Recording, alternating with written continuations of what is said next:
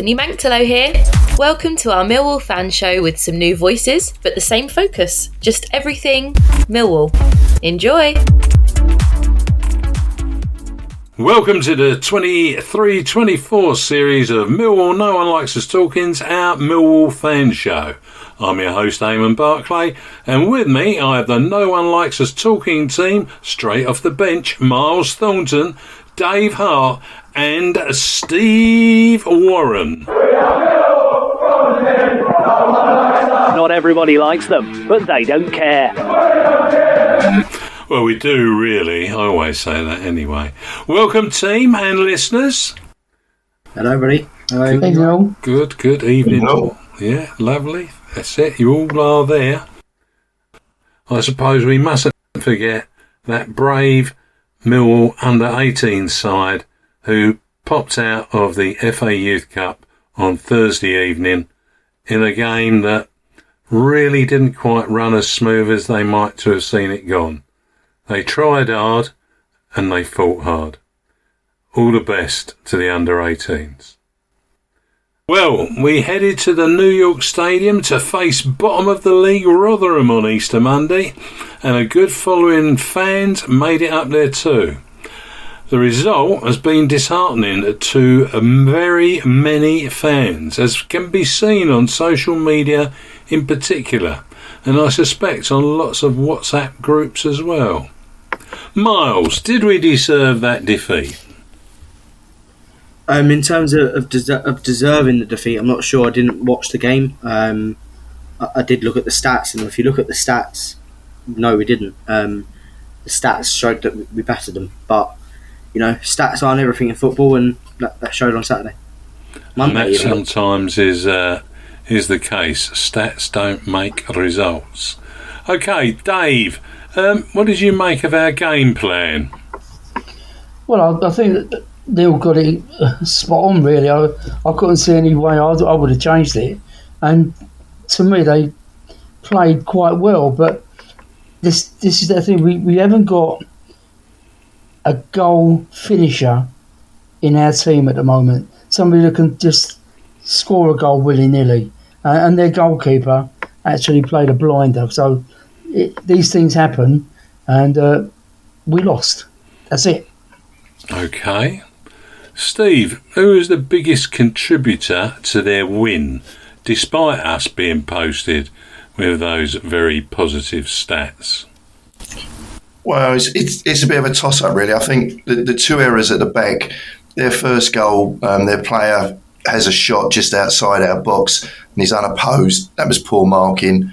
And for their second, we just don't get up to meet the cross, and their forward nods it in almost unopposed. I mean, he may have pushed Tananga, but there it is. So, that said, you can't dismiss the fact that we were wasteful in front of goal. We had 21 shots, 7 on target, we scored 1. They have 5 shots, 4 on target, they score 2. This is a team who are at the bottom of the league and, can't score. So, and I looked at it as well, perhaps we had too much possession because we have more than we normally do. But, like they said earlier on, their keeper had a great game. But I think if I'm rounding it all up, I think the defensive errors cost us. Yeah, I looked at those and I wasn't immensely impressed. I mean, for Wyke to come on and basically, with the first thing that comes across, he's on the end of it and putting the ball in the back of the net. Did we not pick him up? That's one of the questions. I don't know. Was it someone new and we took our eye off the game? But anyway, it wasn't a very helpful result to us, but it still leaves us 4 points off the drop zone, and we'll have to see what Saturday brings.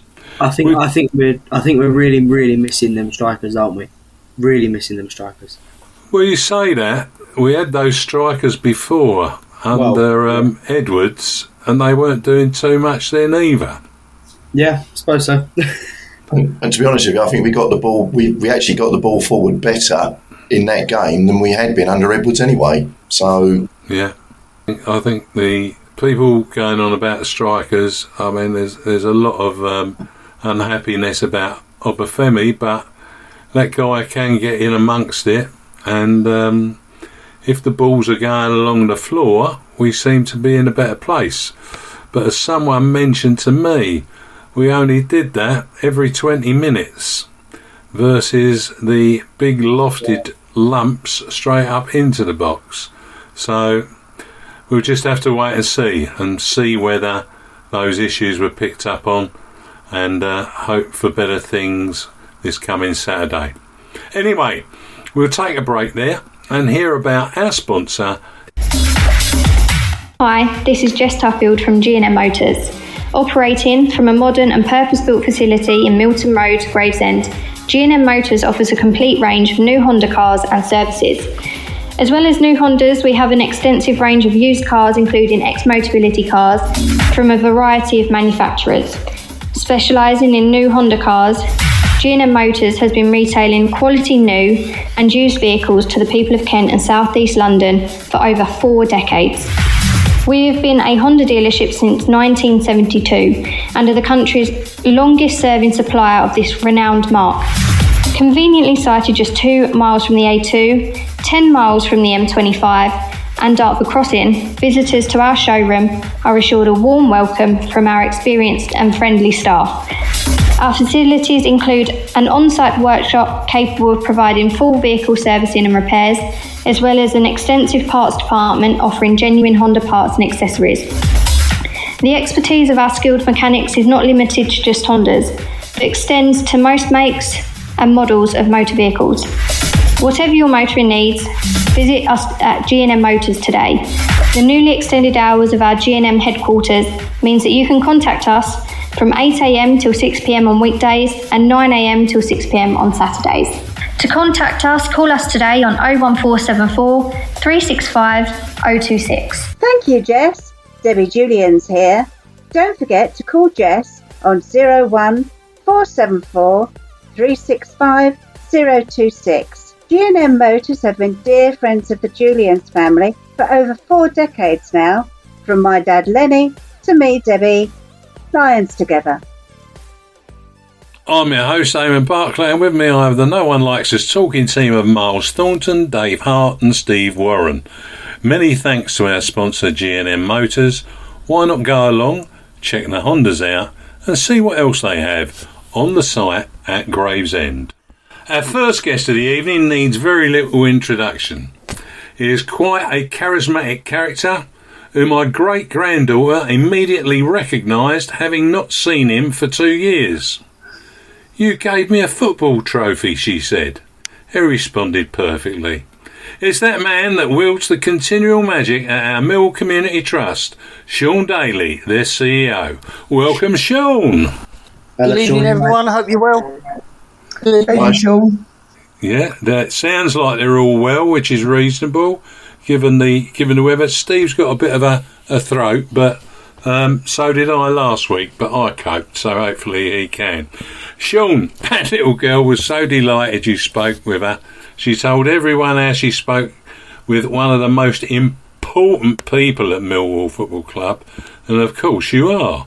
But one of your ambassadors stole the limelight on Saturday night by winning the vacant IBO Intercontinental Welterweight title in defeating Florian Marcoux over 10 rounds, and that's only Marcoux's first defeat as well.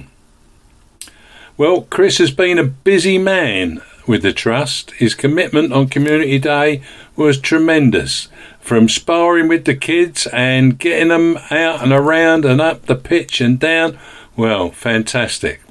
Some of your team went along, and are there any plans to get him on the pitch with his belt? I spoke to Chris after the fight, and we took about 30 people to the actual fight. You were there?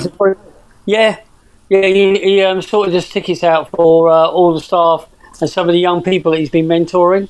That's lovely. It was a great night. So we're planning to have Chris go on the pitch against Cardiff.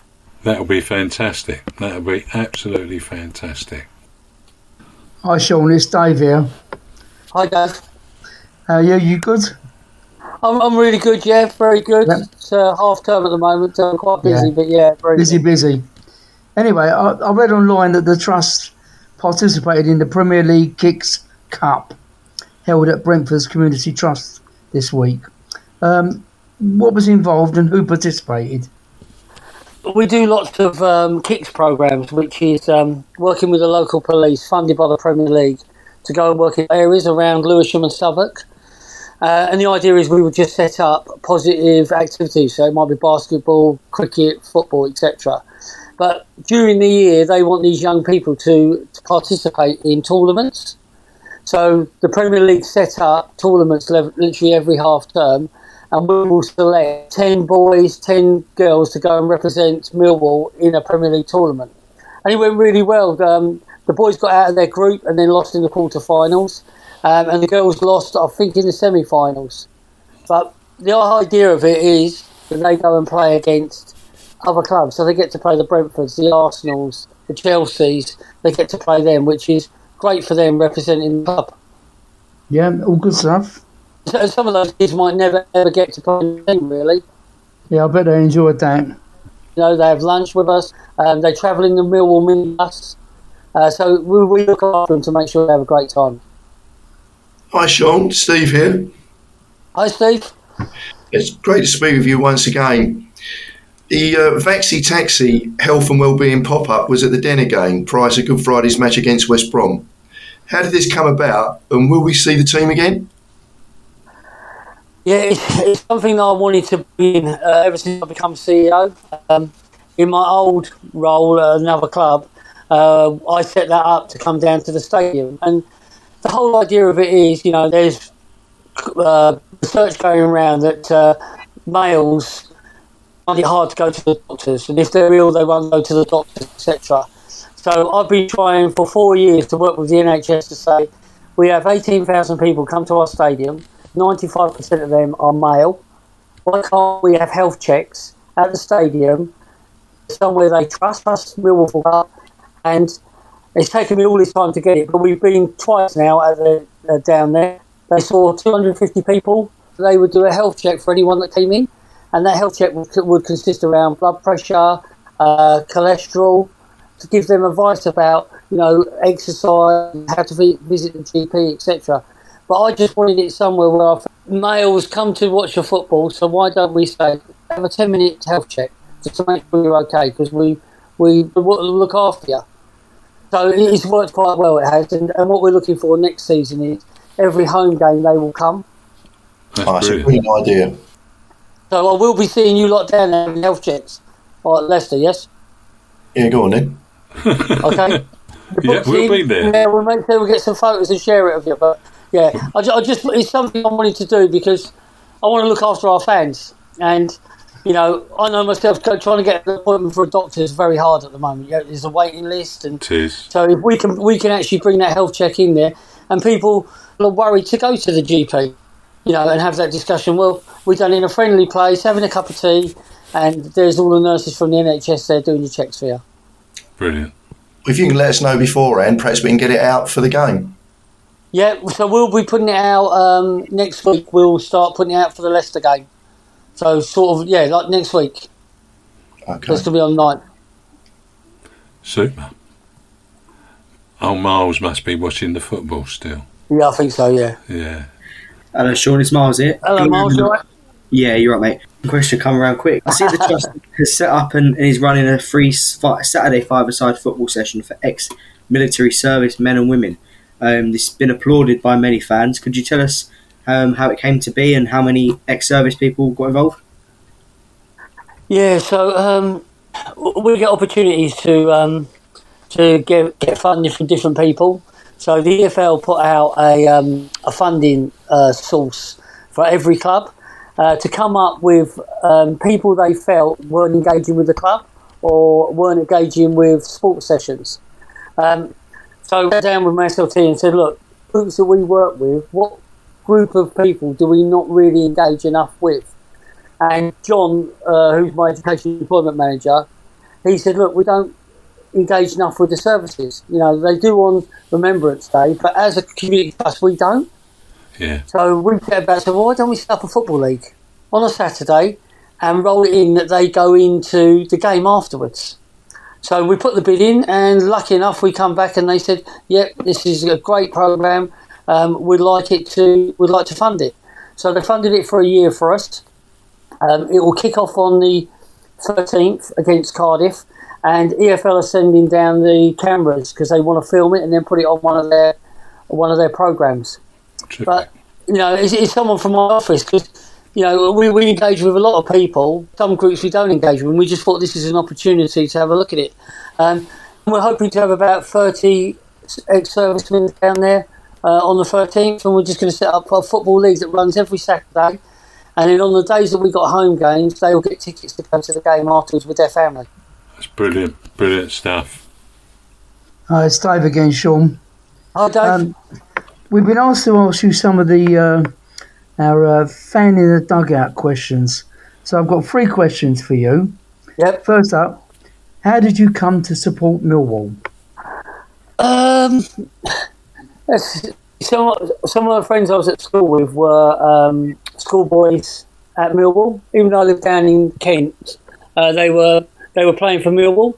So I think, like a lot of people, once you go to a Millwall game, you just fall in love with the place and the people and everything else. And I just become a Millwall fan. What's happened very nice, my son is like mad Millwall fan. And I think that's with everyone. You go to the club and everyone's friendly and you just fall in love with the club altogether. And, and that's how I sort of started following Millwall all the time.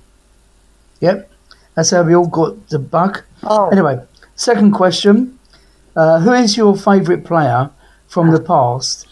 We won't ask you who you think of the players that are your ambassador players. Who's your favourite? I love Terry Hurlock. I thought Hurlock was outstanding. I thought he really had that Millwall part. I liked Steve Morrison when I first met him. I thought Steve Morrison was an actual gentleman. That was when you first met him, Sean, yeah? Yeah, because I hadn't really, sorry, when I first met him. When I met him, lovely bloke, very much around the community stuff. But I think I liked watching Teddy Sheringham play, and I loved the way that he moved on from Millwall onto other clubs and was very successful. But probably my biggest is definitely Terry Hurlock. I just felt that he lived that passion of Millwall, and luckily I've worked for the club, I get to meet him, and I was quite didn't know what to say to him, and I just said, as I was growing up, you were like the best player I ever fought, and but I saw Terry Hurlock for me. All right, so we'll put you down for Terry Hurlock. And last question, what's your most memorable game? I would say the playoff when Morrison scored against Bradford. Just a great day. Me and my wife went. It was just an unbelievable day from start to the finish, and just a great day. 2017 playoff against Bradford. Yeah, I'll go with that. Hi, Sean. It's Steve again. Hi, Steve. Hi, mate. A couple of final questions. Firstly, how are the Easter camps going? Very busy. We're at the moment it's about 170 kids a day at the moment, and then we've got next week, which is 5 days, and we're about 4 venues. So I think we're up to about 250, 260 a day of children. But the camps are free again. They're free holiday camps, and we feed the children with food. The club are making all the food as well, so we just then transport it to the kids. But the kids were great. They enjoy it. They're inside. They're playing football, playing all different sports. But it's excellent. Brilliant. I noticed that Fairlawn Primary School recently won MCT's local tournament of partner schools and earned the chance to represent Millwall Community Trust at the Premier League Stars Under-11 Girls Regional Tournament. Can you tell us about this and also your school's offer, which is the responsibility of Emily Paul, who we heard from recently? Yeah, so again, Premier League, we deliver lots of programmes for the Premier League. One of them being Primary Stars is really about using the badge of the football club to deliver education, sport, and to upskill some of the teachers. But the great thing about it as well is that they get to represent their club in the tournament further along the line. So we put on a tournament for all the schools that we work with. Fortunate enough, Fairlawn won the tournament, the girls' tournament, and then they will go and represent Millwall in the finals at Arsenal. But the whole idea of it is to try and support them within school, but then to look outside and put a team together, and we'll talk about social skills, teamwork, all different things around that. But it's just a great programme. The Premier League has got some great programmes, but it all ends up with the schools representing their local club, so they get a more affinity with the club. And with the schools offer, we offer everything within the schools, from morning clubs to PPA to lunchtime clubs to all different sports. But we're very much in about how can we use sport, with numeracy and literacy. And a lot of those programs are free to the schools because we get funding for it. So we put it out and we ask as many schools who want to be involved with Millwall football. Of course, once we've done that, we give them tickets to go to the game, and hopefully they'll become a new generation of fans for us. Brilliant. Yeah, it certainly is. Sean, thanks for joining us. It's been an absolute pleasure to have you on the show again. Is there anything you might like to highlight to us that is important? Now you've got me, haven't you? Yeah. I think it's important that everyone's positive about the club at the moment. We're in a little bit of a sticky patch at the moment. Our work will continue whatever happens, and we just want to see people come out and support the trust. And I know yourselves, you retweet everything we do. You put everything on Facebook for us, so we appreciate all of that. So thank you very much for supporting the trust. There's no problem at all. There's no problem at all, Sean. Finally, before you leave us, as is the tradition, please could you give us a prediction for the Huddersfield v Millwall game this Saturday? I'm going for 2-0 to Millwall. I think they'll turn the corner, but I think they're going to come out fighting, and I think we'll beat Huddersfield 2-0. Let's be hopeful. By the way, listeners, if you've not checked out the Trust's new website as yet, you must. It is just such an improvement. Well done, Sean and the team. It really is a brilliant website. Brilliant. Thank you very much for that. Yeah. So until next month, and the penultimate show of 23-24, all the best to you, your team and your family. Bye for now, Sean. Thank you very much, everyone. Thank you. Goodbye. Thank you, Sean. Thank you, mate. Cheers, Sean. Bye, Sean. Lovely. Lovely. Great to have Sean on board. Anyway, we will take a break there and hear about Harvey's Den Cafe with Ellie Milliken. Hi Ellie, lovely to see you here up in Harvey's Den again. And of course you've taken over from the Brown family. Cafe that they have here is just wonderful. Millwall shirts on the chairs, blue and white tablecloths, blue chairs, and all you guys in Millwall kit. Of course. Tell me, what goes on? When are you here? What can we expect?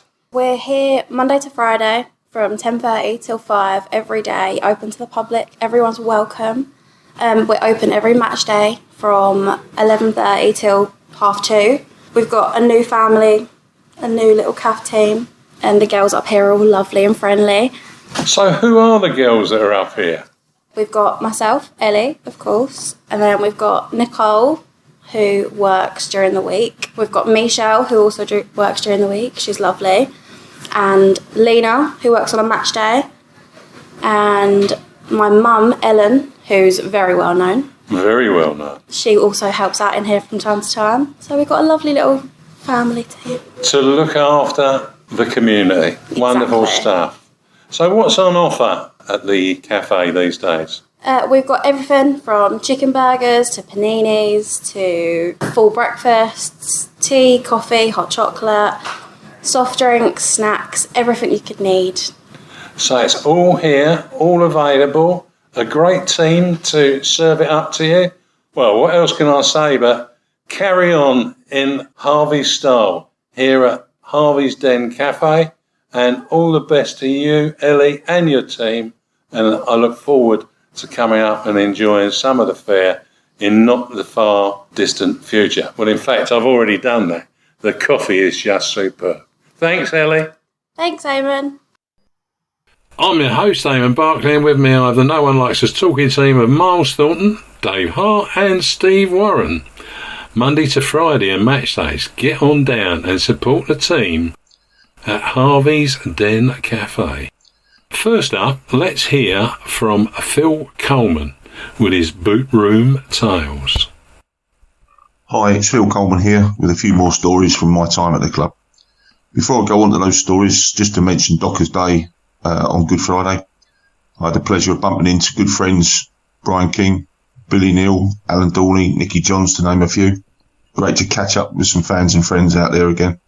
Well done to Chris Bethel for pulling it all together. I know it's not easy. Back onto my time at the Den. Before me and my youth team won the FA Youth Cup, we had some other successes and a few near misses.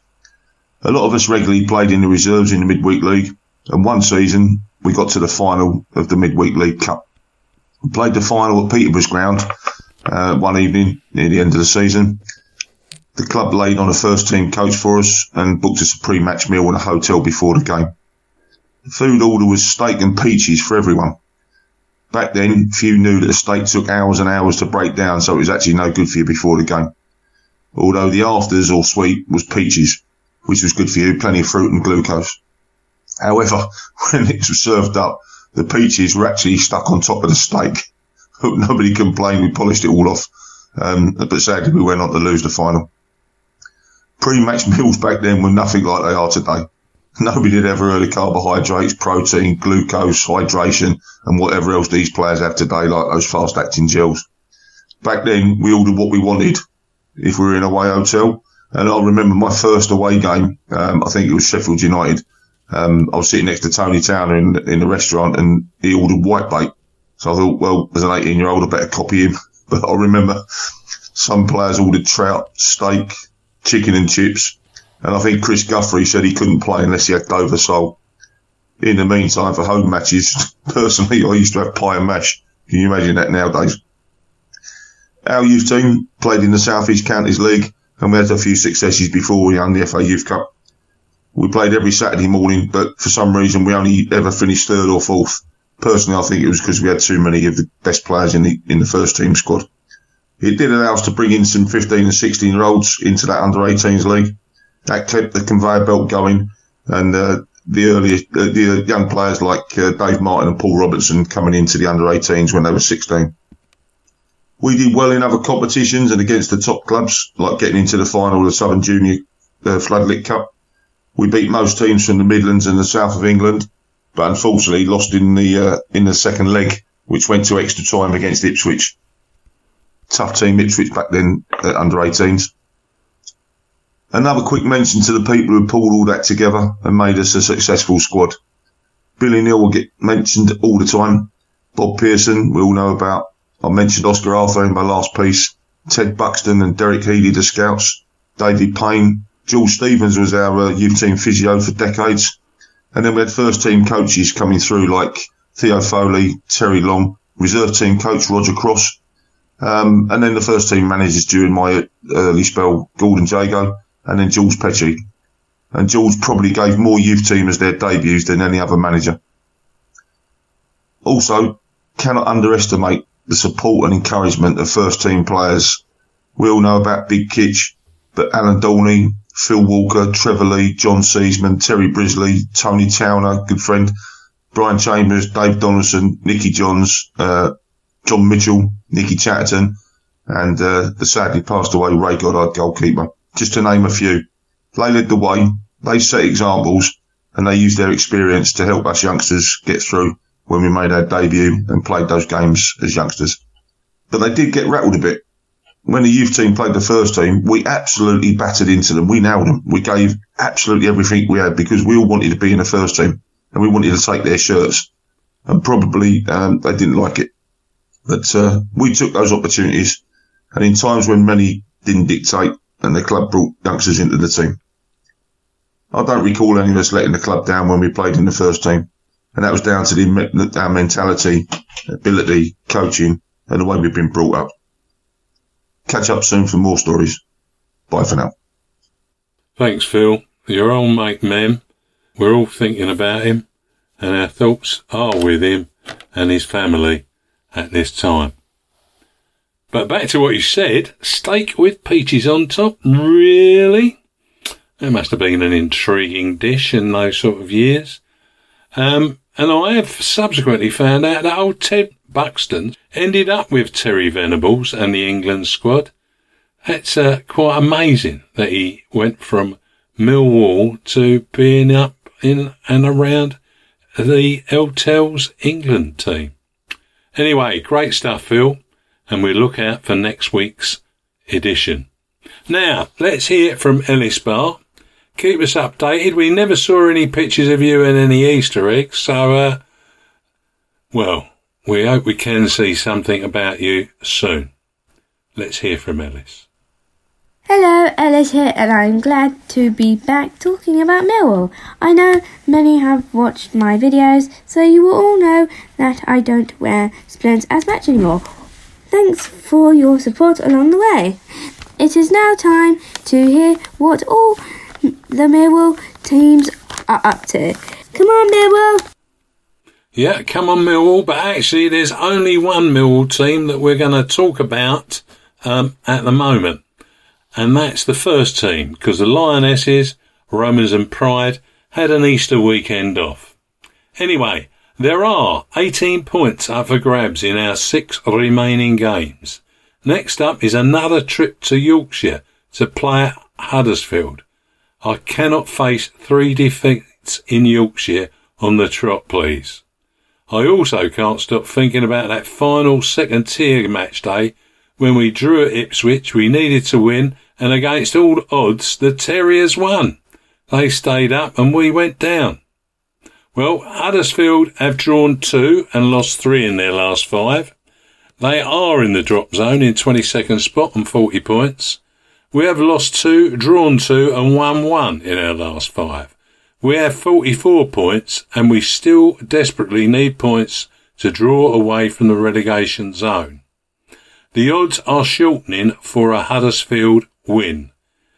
Well, yesterday I looked at that and it's now come down to 6-4.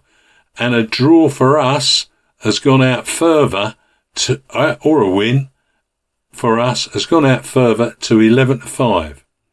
How do we see this one going, and what score prediction would you make?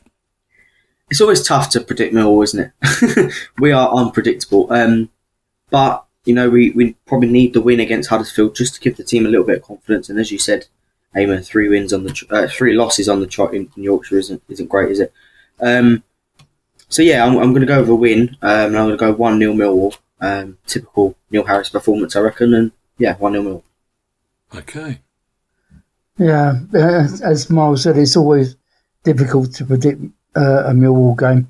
On the show last week, I predicted that this game we'd win 2-0, and I'm going to stick with 2-0 because I think we've got the wherewithal and the will and the fans behind them to actually get a result. So come on, Millwall.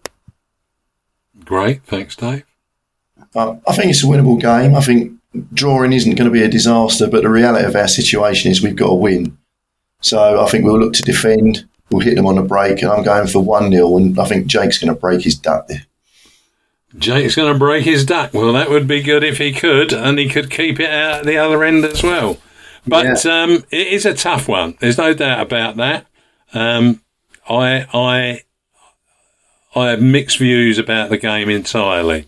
One moment I'm thinking it really is against us, and I don't know if we can respond. But I suppose if those times in that game up at Rotherham where we did get the ball along the ground about every 20 minutes, if we can score from those opportunities, then perhaps we can make a game. But sadly, I don't see a win. I think we're going to draw, and I think it's going to be 1-1. Anyway, we'll take a break there and hear about Clean Feed. Bethany Manxello here. Clean Feed by Ted Robinson. Hold up. We're talking about an online recording platform. Okay. Our Ted Robinson sponsors our online clean feed recording platform. What were you thinking of? Well, it sounded like a Parfum d'Homme Intense. Really? Behave. Just go online and see who else uses clean feed. It's a great bit of kit at a great price. Well, I'm your host, Eamonn Barclay, and with me I have the No One Likes Us Talking team of Myles Thornton, Dave Hart and Steve Warren. Clean feed, it does a great job at a great price. Ted knows, you know, doesn't he, Myles? Ted knows that's for sure. Yeah, I'm sure he does. Anyway, our second guest this evening hails from South London. He was born in Lewisham, lived in Dartford and now resides in Grove Park. He's a great motorcyclist. I've seen him have Ducati on... Ducati? Yes, Ducati, something like that, on his top shirt. And scuba diving is also his thing. But on Saturday the 27th of April at the Den, following the final home game of the season against Plymouth Argyle, Dave and as many others that he can get to join him will be swapping their beds for a sleeping bag to raise vital funds and awareness for over 6,000 veterans that are experiencing homelessness in the UK right now. Let's give a warm welcome to Dave Lane. Hello, Dave. Good evening, Eamonn team. How are you? Good evening, Dave. Well, good, thanks. It's a lovely introduction, Eamonn. Ducati, never heard them called that, but it's obviously the foreign influence. Not a Bugatti. It wasn't a Bugatti. It was... I'm trying to think of the... Ducati. Ducati, that's it. Dave, before I hand you over to the panel, please tell us, how did you get involved in this fundraising campaign? What's happening? And how can others get involved and or support the charity? Well, it's really developed out of my love of motorcycling. I met a load of guys from the British Legion Bike Club, and we go out on motorcycle rides and raise money for the charity. Millwall fans have always been very well associated with the armed forces and their charities, and we always do extremely well at the poppy raising. And as part of the Millwall Supporters Club, we're always looking to find new ways of raising funds for the committee and the supporters. And the enamel badges that we sell are very popular. And when we had the poppy items on there as well, they proved extremely popular. So I contacted the Royal British Legion Industries, who make a lot of the badges and bits and pieces, and got involved in that. And the idea is that we'll be selling Millwall and Royal British Legion branded items on their behalf, with the money going to them. And they told me about this sleep out that they're doing, which is basically to highlight the plight of homeless people, especially servicemen, but not only servicemen, is to sleep out under the stars or in a tent, if you so desire, for one night, and to raise money and to raise awareness of the plight of these people. And I thought, that sounds like a plan, so let's go for it. And so that's where we started. That's great stuff. You've got some arrangements in place? Yes, the Royal British Legion Industries have set up a link with Just Funding page, and we can direct people direct to that, and they can make a donation, and that goes straight to the RBLI. That doesn't go to anybody else in between. That's good. So, you've how many people have you got that want to join you on the pitch at the Den? Well, there are quite a few people who said that they're interested in doing it, but as yet we've got a handful of people who are willing to come along. I think it's going to be one of those things that once people have had a few beers, they'll be readily talked into doing something a little bit unusual. I think we're going to get a few people involved. Well, we usually manage to get some of our team involved, so I'm sure that Stan and Ted and a few others will be absolutely delighted to come down there and have a night out underneath the stars with you. So all the best with that, and you'll have to let us know about how you get on eventually. We're in talks with Millwall at the moment, and the idea is that we're trying to organise something in Harry's Bar after the game so that people can come along, have a drink, maybe have a little bit of entertainment. And then we will, those of us that are going to go out and sleep, can go out and pitch our tents and go out then. But there'll be things there that will be going on if people want to come and join us, want to help us, but don't necessarily feel like sleeping out. So come along and see what's going on. Help to make it happen. Sounds good to me. Over to Myles. David, Myles. Good evening, Myles. Yeah. Can you say that again, Myles? I think you've confused everyone. Myles here, Dave. Good evening, Myles. Was supporting Millwall your destiny, or was it an option? To be honest with you, when I was a young child growing up in Dartford, we used to alternate between Charlton one week and Millwall the next, and we did that for a season. The football at Charlton was going through a bit of a good phase at the moment, and they had aspirations of the top flight. But the atmosphere at the Den was just something unbelievable. And we dropped Charlton after that, and we used to come down to the Den. And the football in the 70s wasn't the greatest for us, was it? But the atmosphere was just electrifying. A good point, well made. Yeah. Hi, Dave. It's another Dave here. Good evening, Dave. How are you? I'm very good, thanks, mate. I can sympathise you with the Millwall Charlton alternating. I did that as a 13-year-old. Anyway, my question to you tonight is, who is your favourite player from the past and in the current squad? Well, there's so many to choose from, isn't there? The eras that we've had down there, obviously, going back to the 70s and that, you'd have had, I saw the last days of Cripps. Barry Kitchener, of course, would be right up there. And I have the soft spot for Teddy Sheringham. I know that he fell out of popularity, but I thought as a youngster coming on, I thought he did really, really well. I mean, he was a fabulous striker for us all through the years. But the one that stands head and shoulders above everybody is probably Terry Hurlock. He epitomises to me everything that Millwall stood for and everything that was great about Millwall. Yeah. In the current squad, I think there's a lot of potential there. There's some great kids coming through like SA. There's some good, talented guys there. But the one this season who stood out for me is Honeyman. I think he's done a great job. I think he's sort of probably doing really well out of all of them. But I think there's a lot more talent there. Yeah. Yep. Hi, Dave. Steve here. Hi, Steve. What's your most memorable match?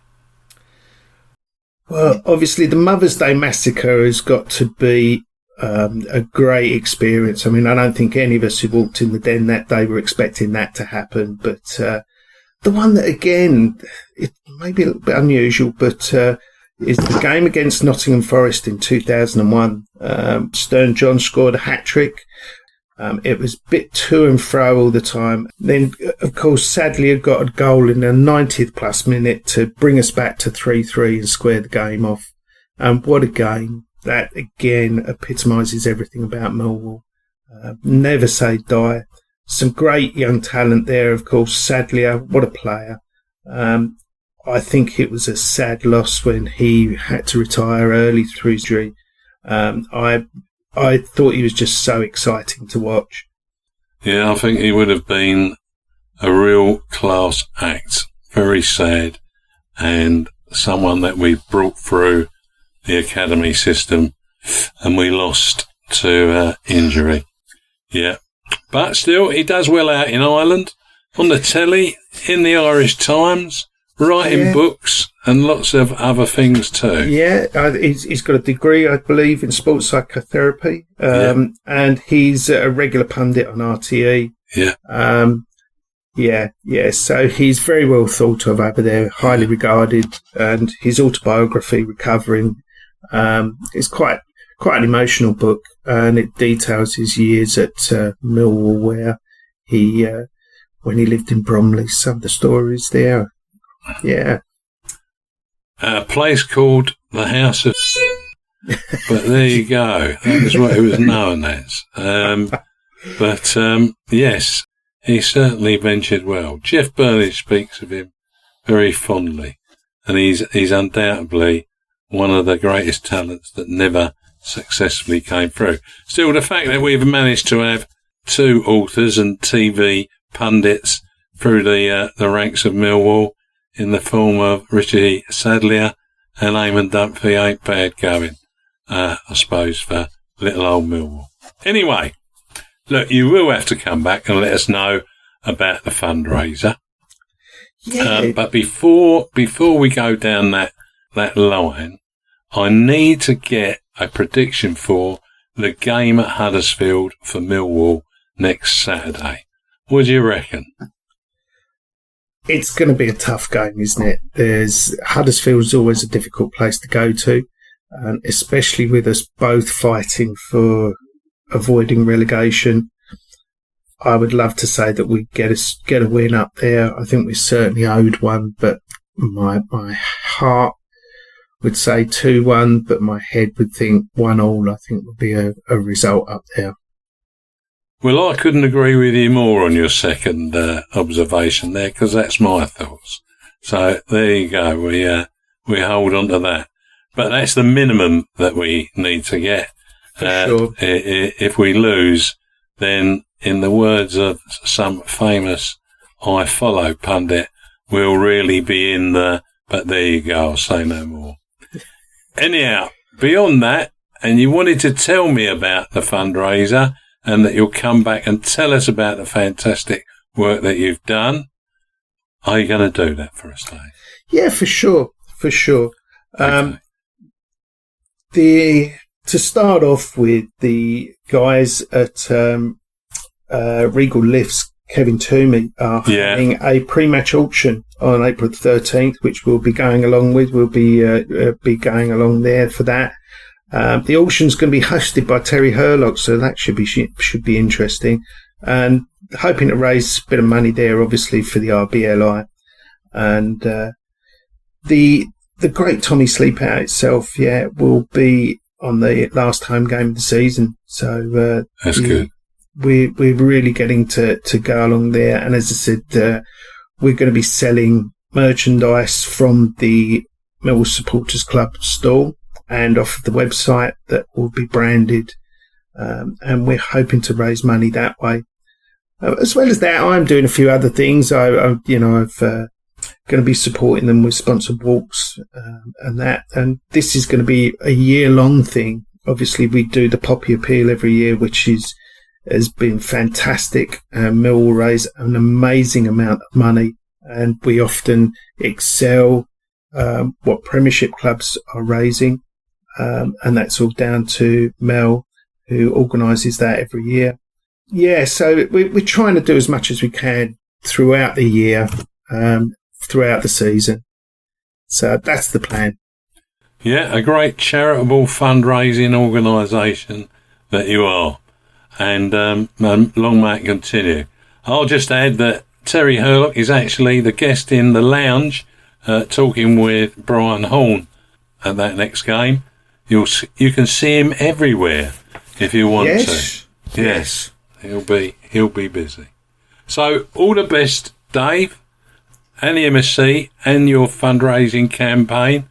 But for now, cheerio, old chap. Cheers, and thanks for having me on. Pleasure to speak to you. Thanks, Dave. Cheers. Thanks for that, Dave. Thanks, Dave. Take care. Right. So there we go. Lots going on with the MSC and their fundraising activity. Well, we'll take a break there and hear how we can all support our Millwall Community Trust through sponsorship. The Millwall Community Trust, something that I, Bethany Mangtalo, admire for all that it does. The Trust was established in 1985, works to provide sporting, education, social and healthy lifestyle opportunities to the local community in Southwark, Lewisham, North Kent and the wider community.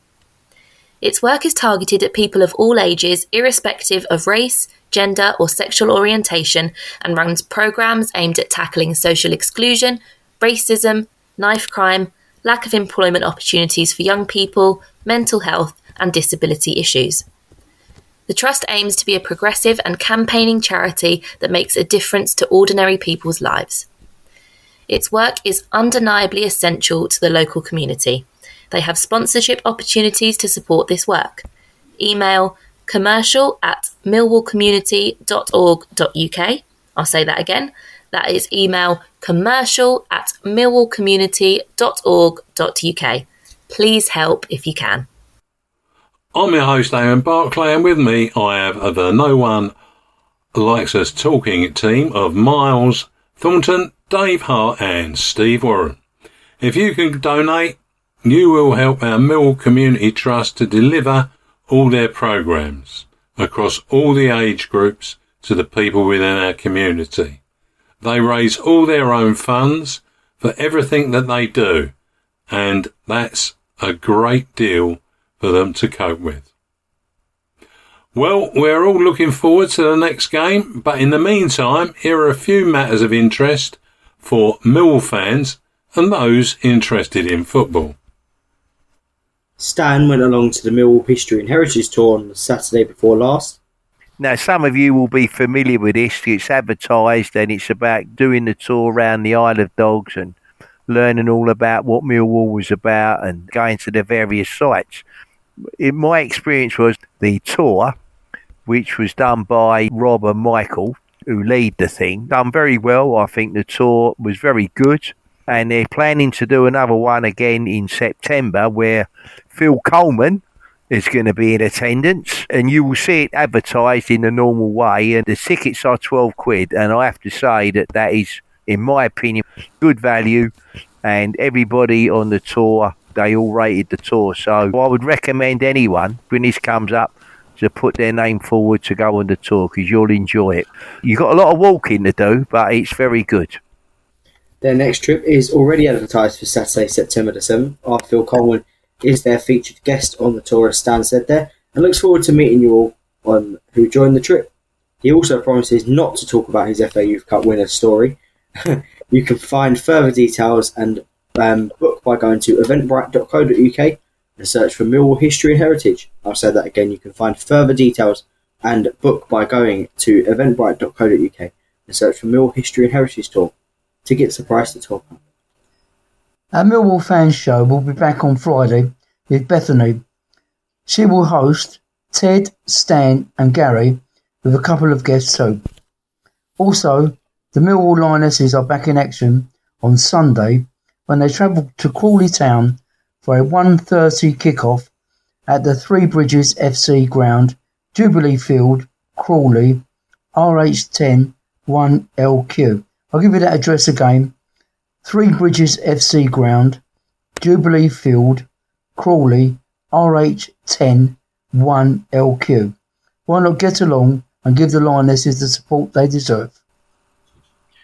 The 2024-25 season tickets are now on sale. Supporters can cement their place at the Den for the upcoming campaign.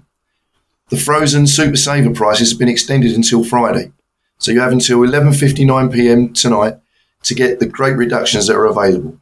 From Saturday, the club will offer normal pricing for the 2024-25 season. That's still a bargain in comparison to other clubs. One further reminder, if you wish to secure your existing seat, you'll need to book your season ticket by the 3rd of June. Don't forget, you'll be able to listen to the No One Likes Us Talking team, bring reports from our games both home and away for both the Lions, Lionesses, Romans and Pride, and also updates on Millwall community matters too, on Maritime Radio, broadcasting on 96.5 FM. Additionally, you can find us on Instagram, Facebook, X, Tumblr, Twitter, social media, well, X is formerly Twitter, and many other social media sites, and all popular podcast sites. Thanks, Myles. Thanks, Eamon. Thanks, everyone. Thanks, Dave. Yeah, thanks, Eamon, and thanks to you all. And thanks, Steve. Thanks, Eamon, and thanks, everyone. And thank you all for listening. Finally, let's not forget to keep it safe on the streets out there. Good night.